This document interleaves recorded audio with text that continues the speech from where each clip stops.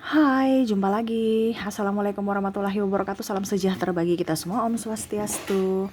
Hari ini saya mau reading untuk kalian bintang Taurus. Tema kita kali ini adalah dimana dirinya ya ingin datang menyelesaikan masalah dengan kamu Taurus. Kira-kira masalah apa ya? Nanti kita lihat sesuai dengan energi dari kartu tarot. Oke, tetapi sebelum kita mulai, jangan lupa di like, comment, subscribe channel Ica Tarot dan Ica Tarot WS Indo supaya ke depan saya bisa lebih bersemangat untuk membacakan readingan-readingan di hari-hari berikutnya untuk kalian. Dan jangan percaya 100% tarot, ini hanya sebuah games. Kalian tetap harus selalu berserah kepada sang pencipta ya. Dan walaupun ini hanya sebuah games, memang bukan games biasa, melainkan games menyerap energi. Sehingga saya minta kepada kalian untuk lebih bijaksana dalam menyikapi readingan yang akan saya bacakan nanti. Yang baiknya bisa diambil, buruknya diabaikan aja, dibuang aja, ataupun bisa kamu pakai untuk mengintrospeksi diri kamu, ataupun bisa kamu pakai untuk mencari solusi dari permasalahan yang kamu hadapi. Dan kalaupun kalian ingin personal reading, coaching, dan konsultasi, bisa menghubungi saya. Saya sudah sematkan link WA saya di deskripsi. Bisa menghubungi saya dan itu berbayar. Dan kalaupun juga kalian ingin mendengarkan readingan lainnya, baik karir, keuangan, percintaan, ataupun games-games lainnya, bisa langsung ke playlist. Semua sudah tertera di situ, tinggal kamu lihat, pilih, dan bisa kalian dengarkan. Oke, kita langsung saja untukmu Taurus, berikan energimu sambil fokus pada kartu, sambil saya baca doa dan saya kocok kartunya. Inilah energi dari kalian bintang Taurus. Taurus, kita lihat apa yang terjadi dan siapa yang ingin menyelesaikan masalah dengan kamu Taurus. Dan maaf agak sedikit berisik ya, anak saya di samping ya. Semoga suara saya bisa tetap terdengar jelas oleh kalian. Dan maaf atas ketidaknyamanannya ya. Oke, di sini ada Knight of Cups. Wah, di sini ada yang mungkin pernah menyakitimu secara baik langsung maupun tidak langsung. Ada beberapa saya lihat di sini cinta bertepuk sebelah tangan. Dan akhirnya dia menyesal, dia inginkan kamu datang kembali dalam hidupnya ya. Jadi kalau seandainya kamu sudah berpasangan atau mantanmu saat ini ya, ini bicara mantan ya, karena ada yang mau datang kepada kamu yang mungkin dulu juga pernah menolakmu, ataupun mungkin juga sekarang kondisinya sudah putus, dia ingin datang kepada kamu lagi. Ini saya lihat di sini mungkin dulu dia egois, mungkin dia dulu pernah mencuragimu, ataupun mungkin pernah triparty mengkhianatimu, ataupun mungkin kondisinya ada masalah prinsip ya, ataupun mungkin ada perbedaan yang signifikan sehingga akhirnya kalian berpisah ya. Jadi dia ingin datang kembali padamu, dia ingin memperjuangkanmu lagi dan berharap kamu bisa menerima cintanya. Wah, Taurus ya. Saya di sini dia menyesal ya. Mungkin pernah pengkhianatan di mana dia mengkhianatimu untuk bisa mendapatkan orang yang lebih daripadamu. Ternyata pilihannya salah. Sekarang dia sadar bahwa kamulah yang terbaik dari yang terbaik. Dia ingin datang. Tapi saya lihat di sini dia masih mau mencari celah dulu ya. Kalau seandainya dia ada pengkhianatan, apakah kamu masih mau menerimaku atau tidak? Ataupun mungkin kondisinya ya sebatas sahabat saja. Tetapi memang dia masih berharap. Tetapi kalau memang seandainya kamu tidak memberikan atau membalas cintanya, ya kita sebagai sahabatan saja. Karena saya melihat di sini kamu menjaga jarak, ya. Ataupun oke, kita bersahabat tapi ya sahabat-sahabat gitu aja, nggak intens atau nggak ada ketulusan karena pernah dikhianati. Oke, berikutnya Ten of Swords. Ada yang menusukmu dari belakang, entah sahabatmu, entah keluargamu, ataupun pasanganmu. Ya, ini kamu bisa menyesuaikan ya, karena saya mengambil energi general, banyak energi yang dominan sesuai tema kita atau judul kita. Jadi kamu yang menyesuaikan di mana posisi kamu berada. Karena ini general reading ya. Oke. Di sini saya lihat menusukmu dari belakang, contohnya kalau sahabatmu ya, mungkin dia nggak suka kan prestasimu ya kalau dibicarakan di sekolah, tapi kalau seandainya di kantor ya sama, mungkin dia nggak suka kamu terlalu loyal, ataupun mungkin disukai pimpinan, ataupun mungkin kondisinya saat ini kamu sudah menduduki posisi tertentu, dia marah, dia cemburu. Kenapa? Karena bukan dirinya yang mengambil itu, sehingga menusuk dari belakang dalam artian contoh ya, dia menceritakan aib-aibmu, kejelekanmu, ataupun mungkin kondisinya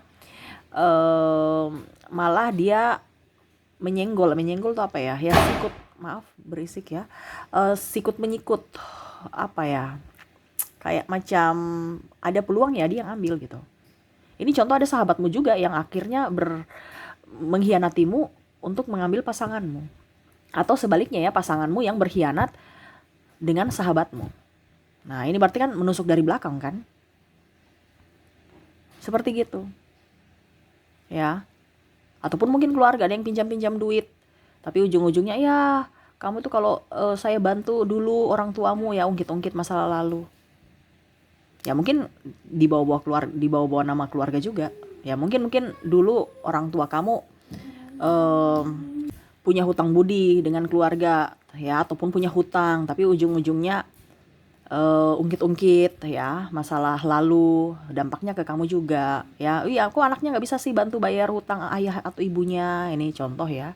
Akhirnya menjadi buah bibir di kalangan keluarga.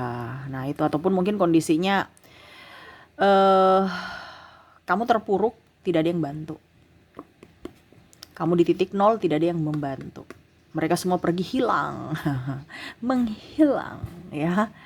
Karena ya mereka juga sendiri mau dibantu. Karena mereka juga nggak punya apa-apa ya. Jadi kamu bisa menyesuaikan saja di mana posisimu. Karena saya lihat sini kamu terpuruk, kamu dikhianati, bahkan kamu dicurangi, dan malah kamu dicampakkan. Waduh, ini sangat luar biasa sakitnya ya. Kenapa ya? Makanya kamu kalau sudah tahu orang toksik jangan dekat-dekat. Kalau kamu dekat ke mereka ya dengan harapan. Ini terkadang gini ya. Terkadang manusia itu mau mendekati orang toksik untuk bisa berharap bahwa orang toksik itu kan berubah seiring waktu. Dia aja nggak mau berubah, kamu mau suruh dia berubah atau menanti harapan yang semu. Kamu yang harus bisa menjaga jarak. Itu hal yang cerdas, pemikiran yang cerdas, bahwa saya dengan orang toksik berarti saya yang harus menjaga diriku dari ketoksikan mereka, bukan menanti nggak dan ibaratkan kamu ada terjerat dalam hubungan toksik karena penantian semu, karena berharap dia akan membaik ya. Kan bicara mental ini kan, kalau bicara toksik ya berarti kan bicara kejiwaan atau mental atau kepribadian. Itu kan berarti kan prosesnya lama atau bahkan tidak berubah-berubah karena sudah mendarah daging. Jadi kamu mengizinkan mereka untuk menyakitimu kalau kamu dekat-dekat. Itu secara logikanya gitu. Jadi supaya kamu waras, kamu yang harus menghindar, atau kalau tidak berpisah jauh-jauh dari mereka. Nah itu ya, jadi kamu sudah tahu nih orang ini toksik. Bahkan mungkin kondisinya sekarang kamu sudah di posisi atas, mereka datang balik dengan penuh senyuman yang palsu. Ya kamu sudah tahu, tapi kamu masih memberikan mereka kesempatan untuk datang membuatmu terluka atau hanya datang untuk memanfaatkan kamu. Jadi seperti gitu ya, kamu bisa menyesuaikan. Karena saya lihat di sini tuh di tower, kamu tuh udah hancur. Pada saat kamu udah hancur, mereka nggak lihat. Ya, pada saat kamu sudah up, mereka lihat. Mereka mau datang lagi untuk jadi benalu, untuk menghancurkanmu lagi. Ya, entah dengan memorotinmu atau dengan senyuman manis untuk bisa numpang hidup, numpang fasilitas, ataupun mungkin kalau dibilang ya mau menikahmu dengan cara yang kalau dibilang secara tekanan mental. Ya itu tadi saya bilang, dia menjelek-jelekanmu di sahabatmu, pimpinanmu ya. Ini ada bahkan pasangannya sendiri menjelek-jelekan pasangannya loh. Dengan alasan dia duluan menjelek-jelekan saya, terus kenapa kamu balas? Ya ini contoh ya. Padahal dia adalah korban yang dijelek-jelekan. Tetapi dia adalah dalang yang menjelek-jelekan pasangannya, tetapi berkamuflase atau berdrama bahwa dia adalah korban. Ya, dia atau membenarkan apa yang dia lakukan. Dia menjelek-jelekan saya, jadi saya juga harus menjelek-jelekan dia. Ataupun mungkin dia selingkuh.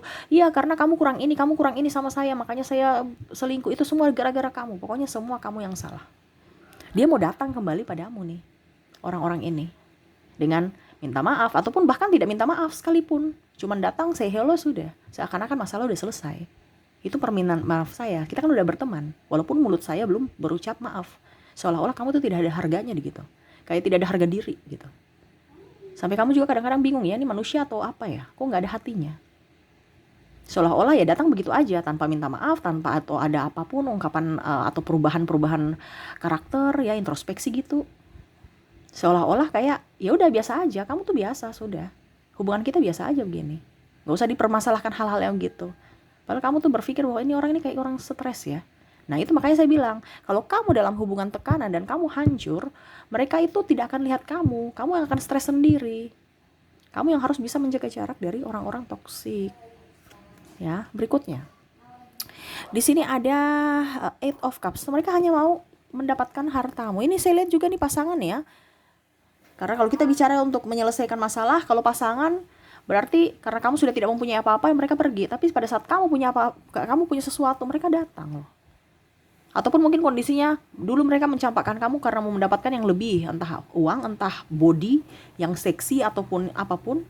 Sekarang kamu sudah jauh lebih glowing, sudah jauh lebih baik, kantong kamu ada, nggak kere lagi. Mereka mau datang seolah-olah, hai, saya mau berteman. Padahal modusnya ingin memanfaatkan kamu. Tolong dong, yuk kita jalan-jalan. Tolong dong, antar saya ke sini. Tolong dong, antar saya ke sini. Mungkin kamu sudah punya mobil baru. Ini contoh ya. Dibungkus dalam persahabatan, tetapi ujung-ujungnya dia mau memanfaatkan. Ataupun pinjam duit.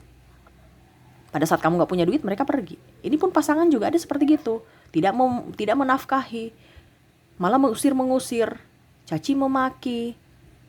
Ujung-ujungnya kamu sudah mempunyai sesuatu yang lebih, dia datang. Alasan, saya masih menyayangi keluarga dan anak. Ini ada beberapa yang tamengnya anak. Sehingga kamu kadang-kadang juga bingung ya. Ini kita mau menyelesaikan masalah ya, tetapi kok tidak terselesaikan. Begini-begini aja, seolah-olah sudah selesai, padahal belum selesai. Hatiku nih belum selesai loh. Mungkin nampaknya selesai, karena ada saya lihat di sini kamu sudah memaafkan. Ya, hubungannya sudah baik lagi, tapi hati tuh enggak.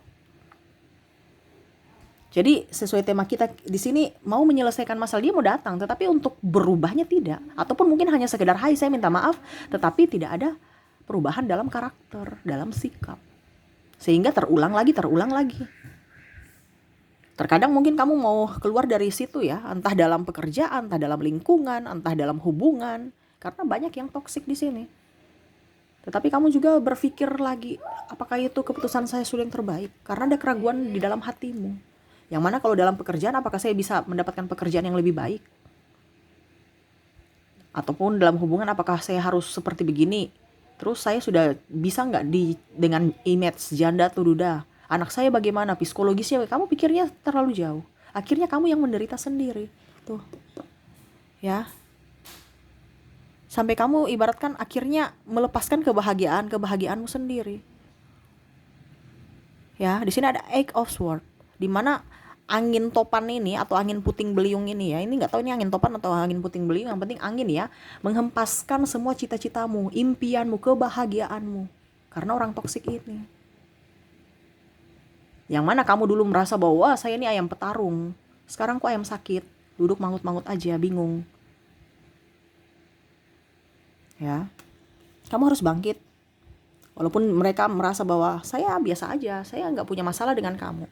Tapi kalau mereka tidak mau menintrospeksi diri, berarti sama saja kamu mau disakiti lagi oleh mereka. Atas ketidaktegasan kamu dalam hubungan. Saya lihat juga di sini pekerjaan toksik ya. Entah dari pimpinan, entah dari sahabat, lingkungan, ataupun pekerjaan tekanannya sangat tinggi.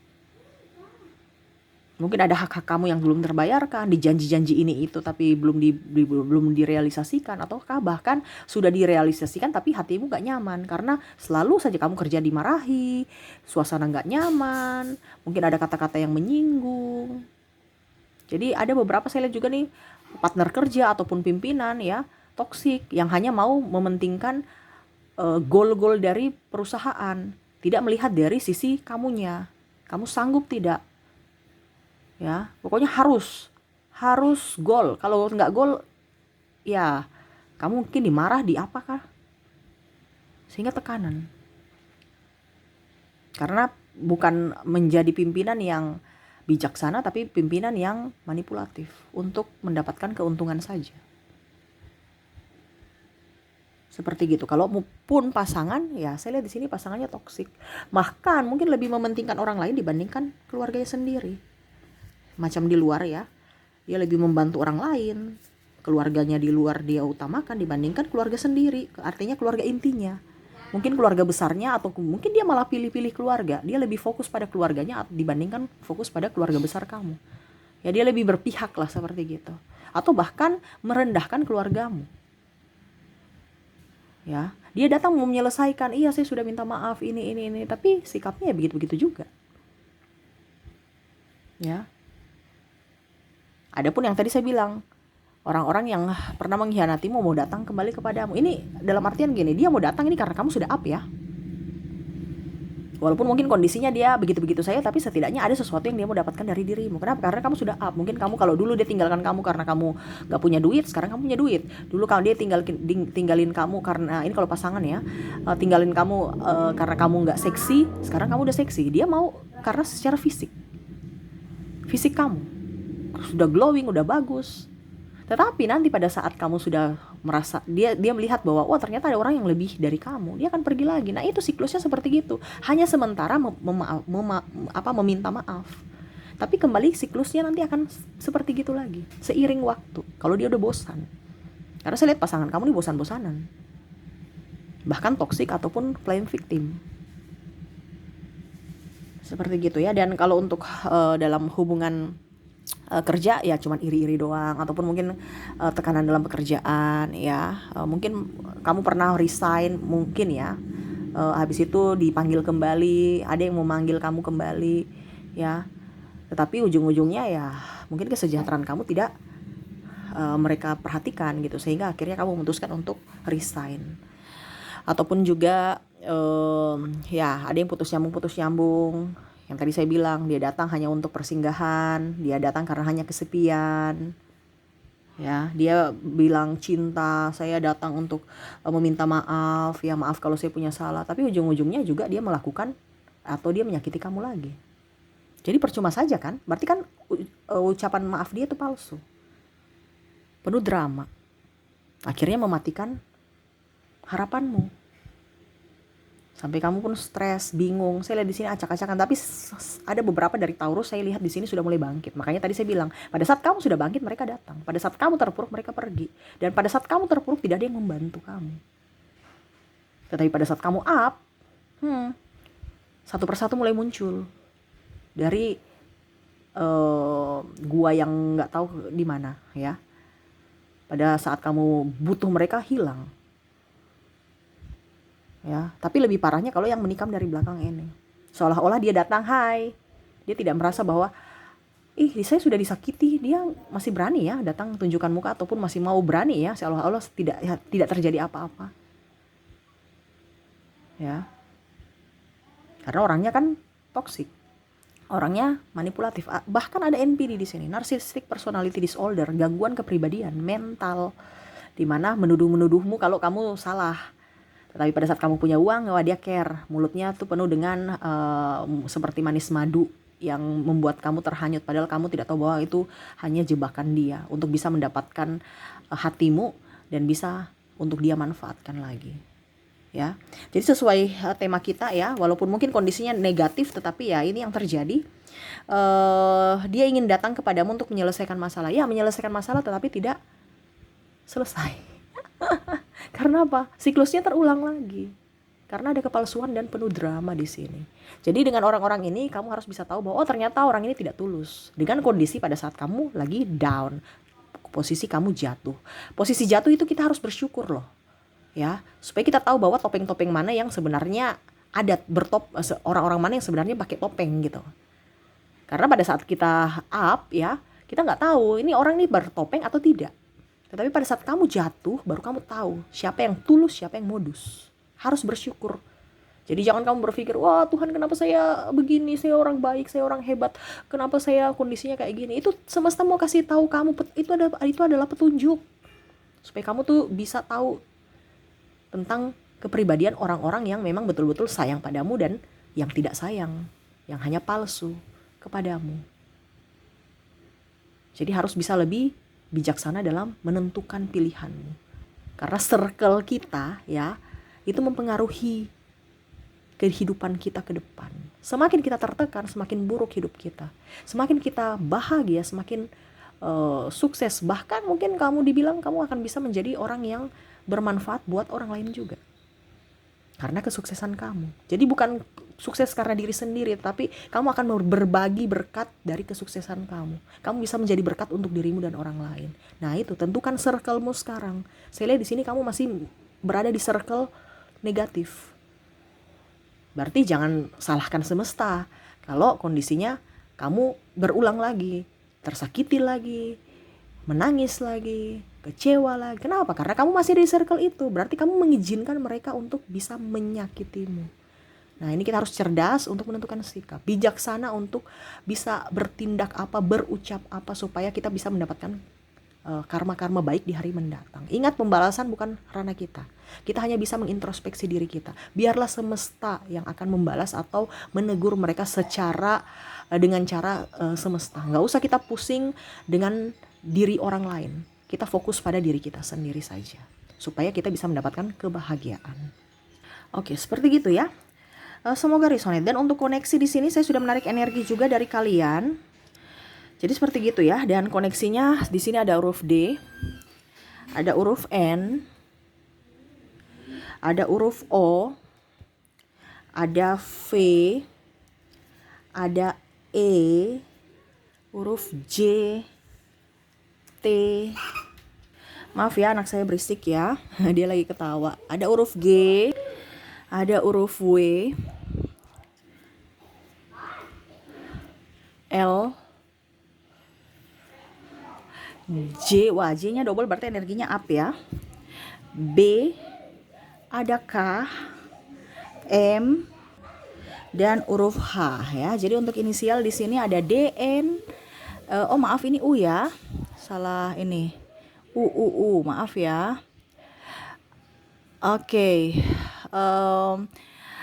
D, U, O, V, E, J, T, G, W, L, J, B, K, M, dan H ya. Oke. Berikutnya untuk koneksi zodiak. Di sini kamu terkoneksi dengan Cancer. Ada juga Leo. Ada Virgo, Taurus, dan Pisces. Untuk koneksi zodiak Cancer, Leo, Virgo, Taurus, dan Pisces. Oke, mungkin itu yang bisa saya readingkan untukmu, Taurus. Semoga resonate dan bermanfaat. Jangan lupa di like, comment, subscribe channel Ica Tarot dari Ica Tarot WS Indo, supaya ke depan saya bisa lebih bersemangat untuk membacakan readingan-readingan di hari-hari berikutnya untuk kalian. Terima kasih, saya pamit. Assalamualaikum warahmatullahi wabarakatuh. Salam sejahtera bagi kita semua. Om Swastiastu. Bye-bye.